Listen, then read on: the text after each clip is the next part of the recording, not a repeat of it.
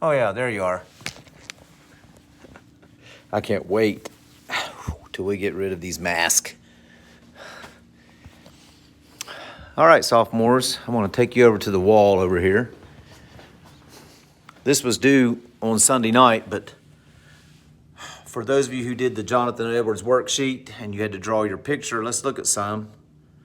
There's Sam. He was making fun. His picture may not be the most artistic, but at least it was making fun of me burning it in class on my video. So it really made me laugh. Riley Queen here, he is a great artist. That's the person being held in the hand of God according to Jonathan Edwards' sermon. There's another one that Riley Queen did. This one here is really good. That's Marissa Harris's. Very talented. Pretty good there by Alicia Withrow. Madison Campbell's made me laugh. Oh no. And then Parker McClure came through with two really good ones. Look at that one. That's pretty impressive, Parker. And I maybe even like this one a little better. I don't really know what to be more excited about with this, Parker. Like, this hand is incredibly good. Drawing a hand is tough. But then the intricate detail of this lighter, like, how do you know what a lighter looks like, Parker? It's a little disturbing. But that's a very good picture there, Parker McClure. So I'm going to be gathering those assignments, those drawings, and those of you who did exceptionally well on them will get some bonus points and team points added into your grade and to your team. So by this time, before we get started, I have on my desk my Glenville coffee cup, coffee on this cold, snowy morning, my Glenville keychain. That's right, class of 91 right here. That's from college, guys. I graduated from college in 91. High school was way before that. So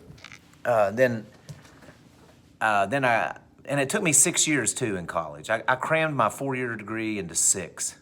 Crammed it all in there and finally got it done. Alma mater, graduated in 91 from Glenville. Shout goes out to Glenville. Farron Gill. Farron Gill is a former student of mine, Miss Gill's daughter. She is going to Glenville. Hi, Farron. Maddie Buchanan's at Glenville right now.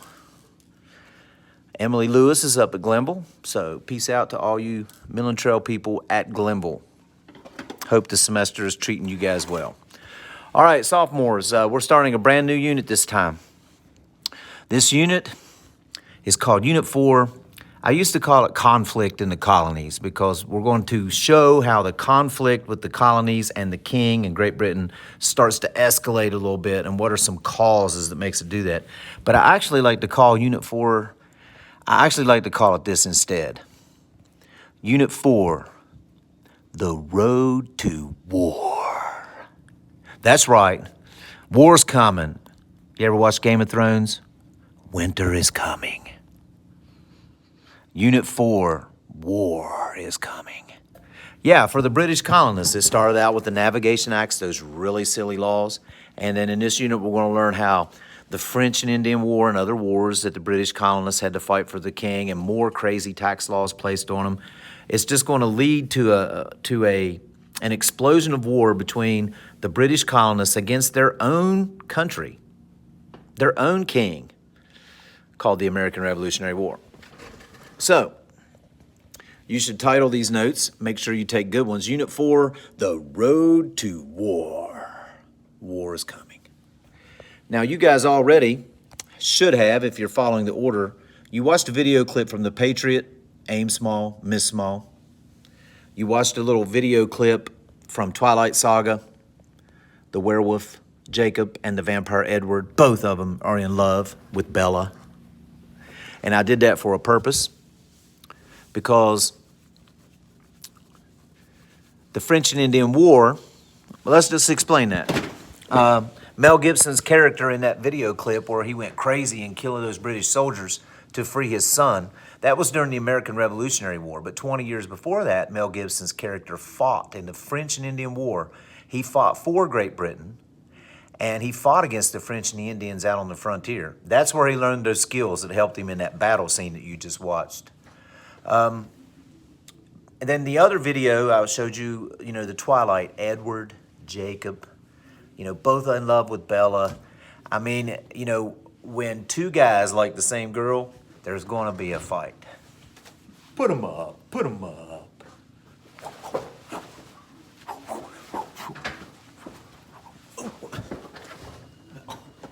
Took a hard shot to the jaw there.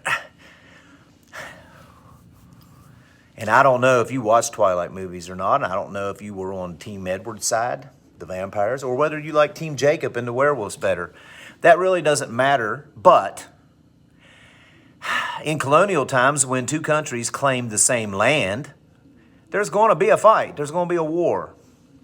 And that's what exactly happened with the French and Indian War.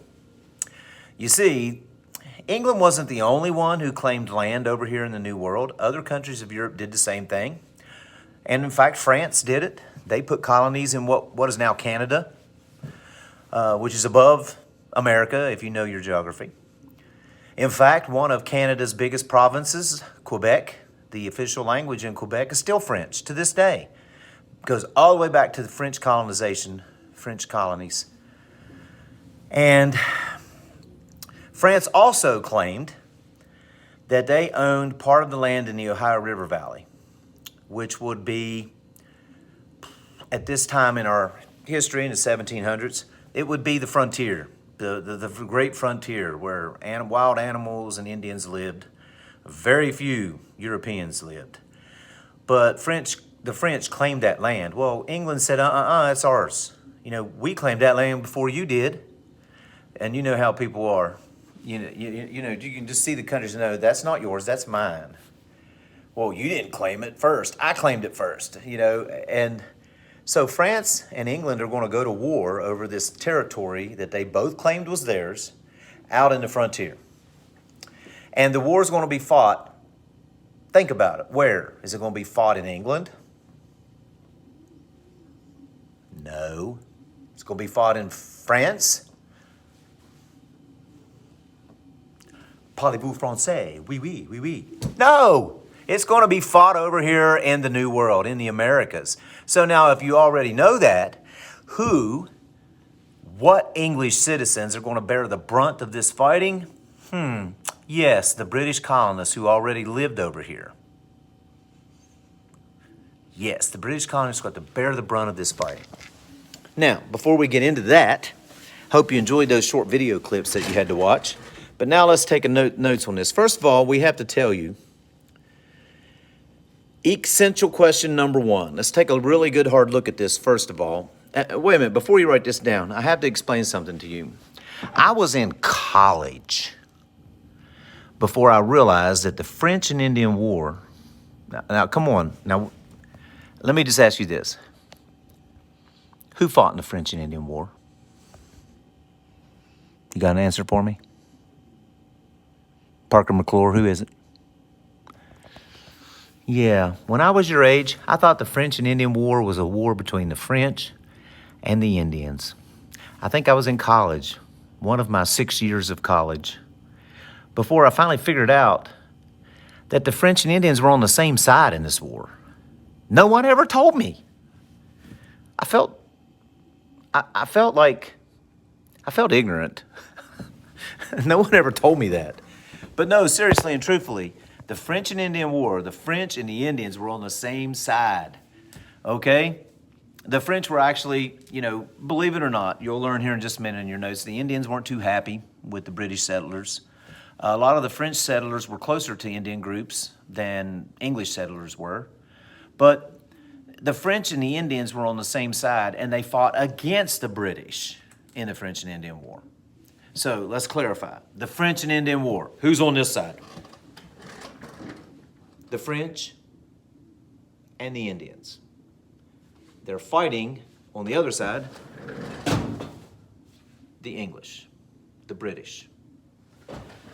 Now that you understand that, you won't go to college and be in college for 6 years before you figure out that the French and Indians didn't fight each other in the French and Indian War.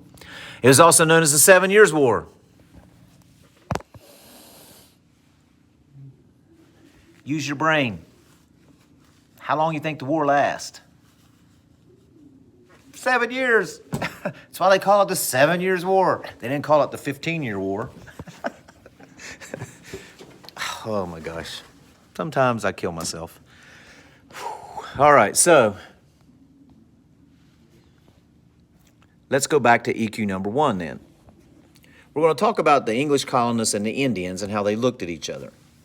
Remember to pause this if you need to, but the first thing is that the Indians, they saw the British colonists as greedy white people who came from Europe to take their land. Remember, the Indians are probably one group of people that we forget about a lot in history who were just treated real bad. I mean, if you think about it, Europeans moved here. The Indians already lived here. The Europeans thought they were just savage, animals. And the Europeans took their land from them.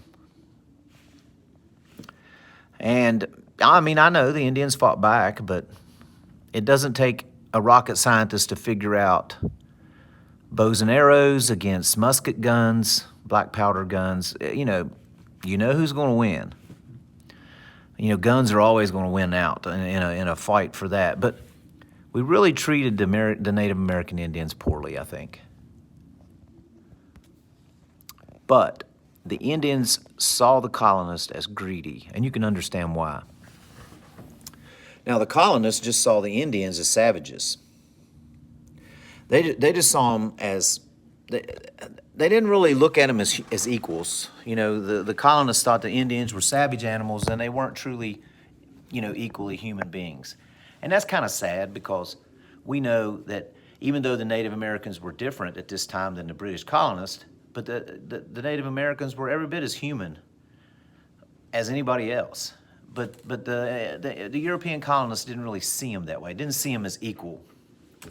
I know that some people out there are really, strong animal lovers, and then some people aren't animal lovers, and they think that animals don't have a soul. And if an animal dies, so what? But some people are animal lovers and believe that animals do have a soul in them and everything. This reminds me of a story. I don't know if I should tell it or not. I guess I will. Maybe it'll entertain you a little bit. But when Indy was a little kid, he was probably about four years old. I came home one day and I had about 30 minutes of daylight left in the summer. It was one of them hot summer days, And I only had about 30 minutes of daylight left till it got dark, and I had to finish the weed eating. Now, obviously, Indy at 4 years old, he was too little to give a weed eater to. So I just took him outside and told him to go play, okay? And then I'm hurrying around with this weed eater, and I am really going fast because I know I have to get done by dark, and darkness is closing in. So here I am, and I go, and I'm weed eating, and all of a sudden I look up and Indy's standing in front of me because he knew not to come around me with the weed eater, but he's like waving at me like this. So I turn the weed eater off and he goes, Daddy, I found our cat. Now I have to preempt this with a little bit and tell you that our cat was missing and had been missing for like a week. I would be like, hey, has anybody seen the cat? Nope. Nobody's seen this cat for a week. I didn't know where the cat was. We named that cat Metallicat after the rock group Metallica. He was named Metallicat. So when Indy said, Daddy, I found Metallicat, I went, oh, well, where's he at? Indy said, he's laying and sleeping beside a tree and he won't wake up. I said, well, show me. So Indy takes me down over into the edge of the woods, and right there beside a tree, poor Metallicat was curled up, and Indy reached down and petted him. Ooh, it makes me crazy. He petted him. He's like, see, Daddy, he won't wake up. And at this point, I did what any loving parent would do at the time when, you find out your cat is dead. I went, he's not going to wake up, son. He's deader than a hammer.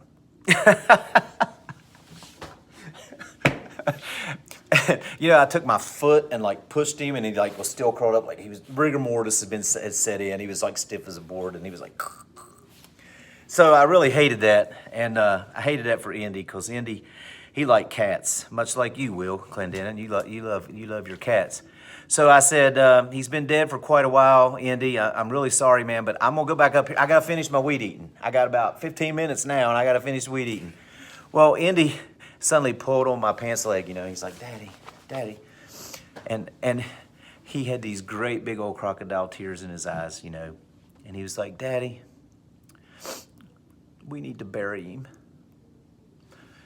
And I'm like, I'm sitting there thinking I need to get this weed eating done. But okay, so I run back up to the building, into the garage, and I get a shovel, and I come back down, and I'm digging a hole for the cat, trying to bury the cat, so that Indy would be able to have some sort of closure with the cat. So I dig a real shallow grave and kind of scoop the cat over in there and put the dirt on it. And I'm like, okay, we buried him, son. Metallic cat is buried. I'm gonna go finish my weed eating. I got about 10 minutes now. I gotta get out of here. And he's like, Daddy, wait. And I look down. He has these big old eyes, and he's like, Daddy, we need to have a tombstone for him. Okay. I'm in this big hurry to get this weed eating done, so I look over and I find this like limb that's kind of shaped like a Y, kind of looked like a cross, And I pick it up, and I snap it off, and I'm like looking at it, I'm like, okay, that's great. I was like, this will work, won't it, Indy? Indy was like, Dad, that's beautiful. And I was like, okay, I'm gonna put the tombstone in there, and I'm like, ooh, I stuck it in too far. Ooh, I didn't tell Indy that. And I left it there, and I'm like, great. He's got a tombstone. Metallic cat has been buried. I'm gonna go finish weed eating, son. And Andy was like, Daddy, we have to have a funeral. A funeral. Here I am trying to get the grass weed eating mowed. And I'm like, okay. So we took off our hats and we knelt down. And I'm like, do you want to pray, Indy? And Indy said, no, Daddy, you have to. So I said, dear Lord, be with Metallic Cat in cat heaven. We thank you for him and the fun that we had. Let him chase chipmunks all day, every day for the rest of eternity. Amen. And after that, Indy was cool. He was like, Daddy, thank you. And I ran off to try to get my weed eating done. And obviously, of course, by this time, I was not able to finish. Now, I tell you that story, all of you, some of you out there are probably animal lovers like Indy. And I don't get me wrong. We have a 90-pound German Shepherd. That dog is the greatest thing ever. And we have a little Jack Russell Terrier dog too. So, I'm an animal guy. But that day, I didn't have a lot of sympathy because I was trying to get some work done. But Indy lost a pet that day, and for me, it was a cat, an animal. I think that a lot of times the Europeans looked at the Indians much like that. Like they weren't really human beings. And that was such a mistake because the Native American Indians were, in many ways, more than equal to the British colonists. And we'll talk about one of them here in a minute named Metacomet, the Indian. But that's a pretty funny story. Don't know why I shouldn't have told that. Will Clendenin, I like cats. Don't be mad at me. So, back to EQ number 1. Gosh, this video is 20 minutes long. We're still on EQ number 1. The colonists and Indians looked at each other. Indians thought the colonists were greedy. Colonists saw the Indians as savages. But some of both sides realized that they saw the other as a valuable trading partner. Yes. The British had things that the English wanted, like black gunpowder and guns. And the Indians had things that the British wanted, deerskin clothing.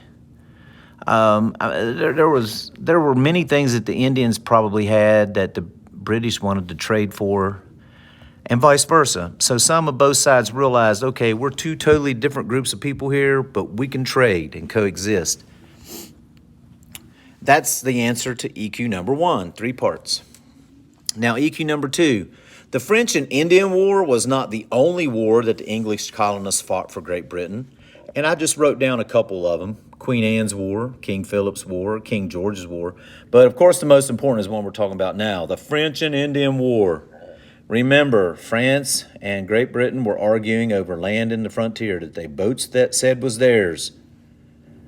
I drew a picture of the werewolf and the vampire. Look at them teeth. There you go. Got a little picture in there of Twilight Forest. There's going to be a war. Do you think, before we go to EQ3, do you think that the colonists would ever tire of fighting these wars for the king? You know, most of these wars, were going to be fought over here in the New World. The British colonists were going to be the ones fighting for the king, doing most of the fighting.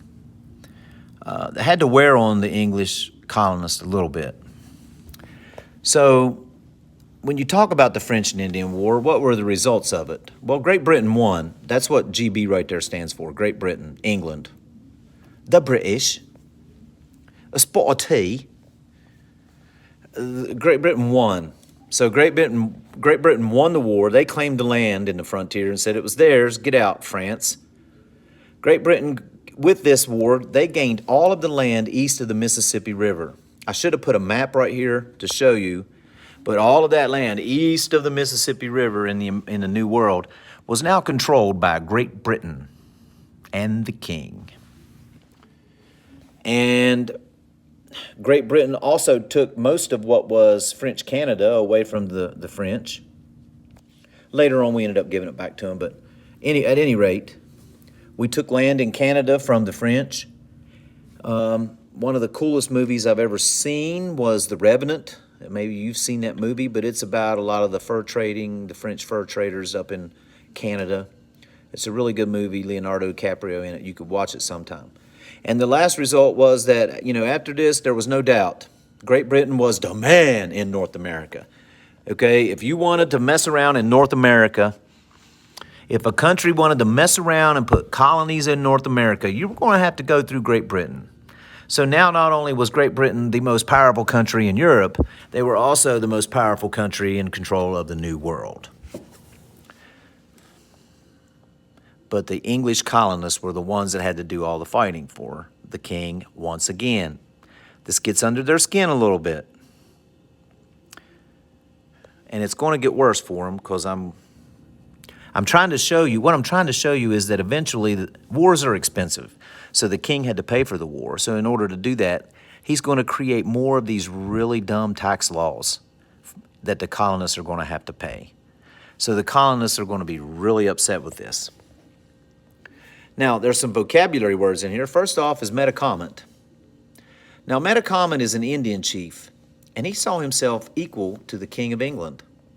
Now, you think about it in his mind, he wanted to meet with the King of England. He's like, I want to sit down and talk to the King of England. I am the king of my people. The king is the king of your people. I want to talk to him. The king was never going to come 3,000 miles away across the Atlantic Ocean and hike for days and days and days out into the frontier wilderness and sit down and talk to someone whom he thought was beneath him and was not even equal to him. But Metacomet's mind worked differently. And I love the way his mind worked because he said, I'm the king of my people. I want to talk to the king of your people. And he saw himself as equal to the king. I think he was right. But he was never going to get that meeting that he wanted. Metacomet died in the French and Indian War, I believe, fighting in it.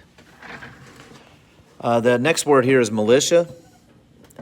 Now, the reason why I bring this up, these are citizen soldiers, and it's real important to remember each colony over here, whether it was Pennsylvania, Virginia, New York, Massachusetts, any of that, they all had their own colonial militia made up of just citizen soldiers, farm guys, just people that were there, colonists. And these colonial militias were used mightily in the French and Indian War to fight against the French and the Indians.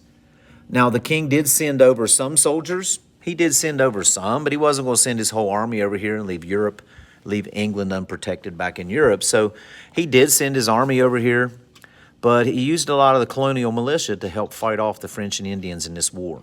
The colonists bore the brunt of this fighting and the brunt of this war. Casualties were many.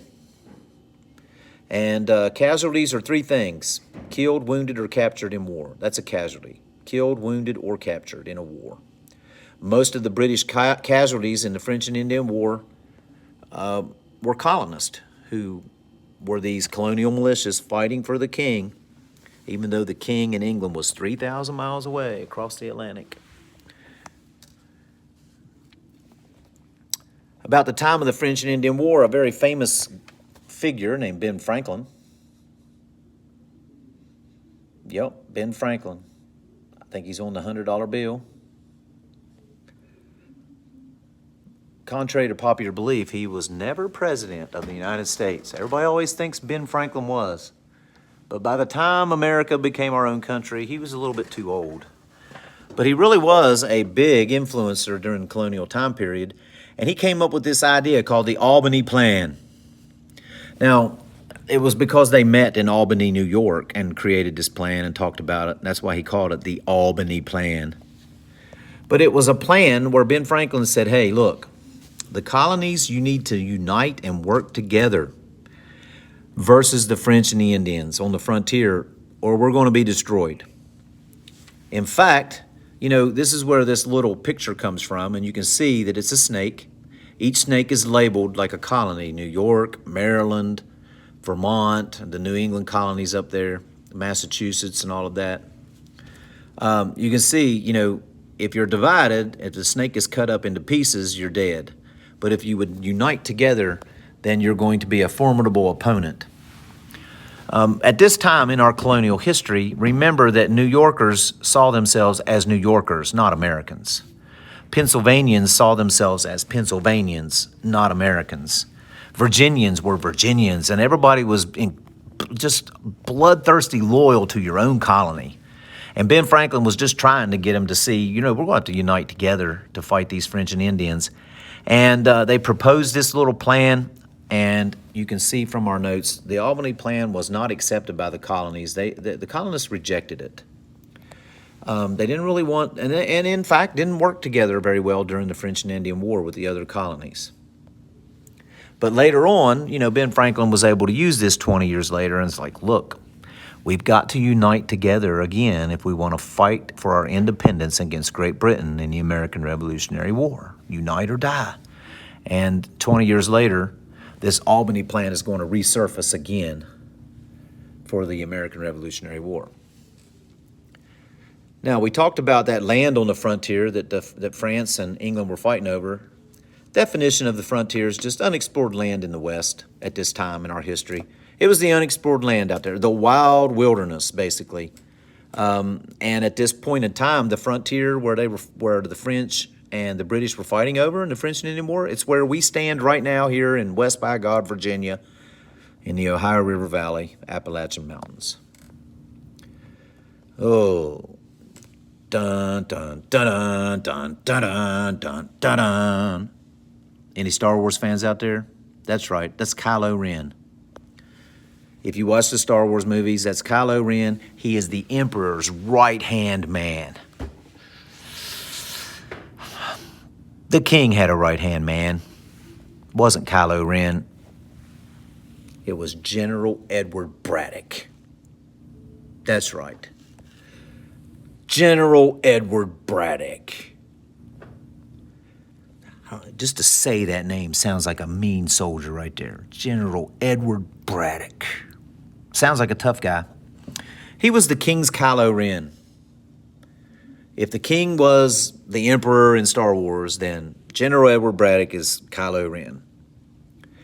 And the king said, General Braddock, I'm giving you orders. You are going over to the colonies, and you are going to be in charge of all British forces in the Americas during the French and Indian War. You go over there and take charge, and you win this war, and you make the colonists do what you tell them to do, and they will fight for you and fight for the British crown. And that's what General Edward Braddock did. Like Metacomet, he was killed during the French and Indian War towards the end. But General Edward Braddock was sent over by the king as his right-hand man to take charge of all of the British forces in America, all of those colonial militias, and he would order and tell them what to do. Number 7 is the French and Indian War itself. You've already learned this. The French and Indians were fighting against Great Britain. And it was the reason why they fought over, the reason why they were fighting was they fought over land on the frontier. And after 7 years, the war officially comes to an end with the Treaty of Paris in 1763. This was the peace treaty that officially ended the French and Indian War. The Treaty of Paris, 1763. I'll give you 2 guesses where they signed that. That's right, Paris. 20 years from now, again in 1783, there's going to be another Treaty of Paris that is signed that will officially end the American Revolution, and we'll talk about that again. So this is the end of our first lesson in this. I guess the big takeaway from this is that the British colonists, they don't like bearing the brunt of all these wars that the king wants to fight. They're the ones that's making up the British casualties, are the British colonists, most of them. So this is a little bit of hard feelings that they still have towards the king. And in our next couple units, we're going to see how these hard feelings just keep festering and they get bigger and worse as the king decides he's going to tax the colonists to pay for this war that they helped fight. Wow. But that's the next lesson for another day. Now, don't forget that if you're in my sophomore class, which is most of you guys, or why would you be watching this if you're not? But don't forget that there are 2 assignments that you got to do. I hope you took really good notes right there. That's what we just did. But there's 2 assignments. There's a Team Jacob or Team Edward discussion post. Hey, I put that on there for some fun. Yeah. France and England were both claiming the same land in the New World. They were going to fight.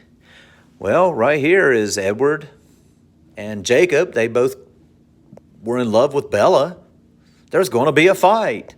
So what side are you on in this discussion post? Are you with the werewolves or are you with the vampires? Answer that assignment and there'll be an easy grade for you. The other one down, there's some bored. Get it? Bored. Are you bored at home? I wrote up there bored like they're on the chalkboard, the dry erase board, but I changed it to bored questions because they're kind of boring, I guess. But there's a board question worksheet. It comes straight from the notes that we took today, so you can answer that. Look, that's all empty. Can't wait to see you guys back. But those notes will help you answer that board question worksheet. Those 2 things are due by Sunday night, midnight, so you have all week to work on those. Take these notes, watch those videos all week. So anyway, and don't forget, if you turn in your Jonathan Edwards worksheet drawing, some of you can get some bonus points here for that, and I'll get you up on the wall. I think that's all the announcements I have. Hope to see you in school next week. I did see a forecast where they're watching another potential snowstorm. I'm so sick. I'm moving to Arizona. If y'all come to school next week and see me not here, it's because I retired and moved to Arizona, where it's about 90 degrees today. Boy, that sounds good. Don't hate me if I do that. I'm seriously thinking about it. This is Coach Eads. I'm going to go see if there's any homes for sale in Arizona.